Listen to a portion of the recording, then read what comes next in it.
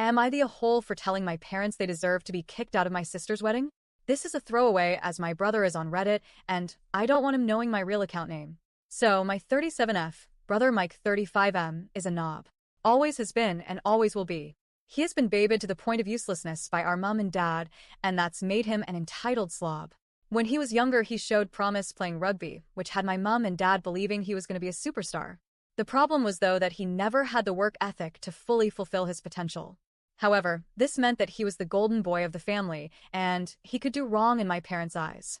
He was a bully at school, which they brushed off as other kids making up lies, but he was an even bigger bully at home to our younger sister, Kelly 31F. He would constantly prank here, which basically meant he would do anything he could embarrass her, including things like pulling her dress up in front of the whole family at a wedding when she was 15.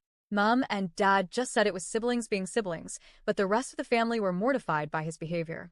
I did try and stick up for my sister, and it worked to a certain extent, but after I went away to uni, there wasn't much I could do as Mom and Dad just don't listen to anyone.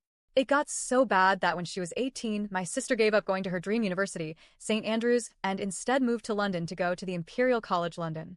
This was a huge shock to all of us, as she had been talking about St. Andrews since she started high school at 11. When I asked why, she said that St. Andrews was too close to home and she would be expected to go back home more often, but if she went to London, she would only have to go home for Christmas. This broke my heart.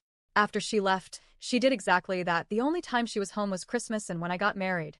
This really annoyed Mom and Dad, as they said she was abandoning the family. I kept my mouth shut and just let them whine occasionally, as I didn't want an argument. After graduating from uni, my parents expected her to move back home, but she didn't. She got a job working in southern England and stayed down there. We are from Scotland for reference.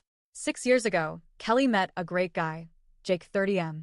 The day she met him, she called me gushing about him, and I've honestly never heard her speak about anyone the way she does him. I've met him several times when I've gone down to visit Kelly, and he's great. Good-looking, funny, great job, his family are lovely, and most importantly, he treats Kelly like she hung the moon. It's very cute. After she met him, she cut down how much she came home even more as she spent the first Christmas with his family, and then the pandemic happened, so she ended up not coming home for 3 years. Her first Christmas home, Mike started his usual bullshit, trying to be their center of attention. When it didn't work out as well as he wanted, as most of the family were more interested in getting to know Jake, he then tried to prank Kelly. He got a big bowl of water and was going to pour it over her. Jake saw what was happening and stepped in front of Kelly, telling Mike to not even think about it. Side note, Jake is 6'3" and has been doing martial arts since he was 4, so he can be very intimidating when needed. Mom and Dad tried to play it off as a harmless prank, but Jake was having none of it.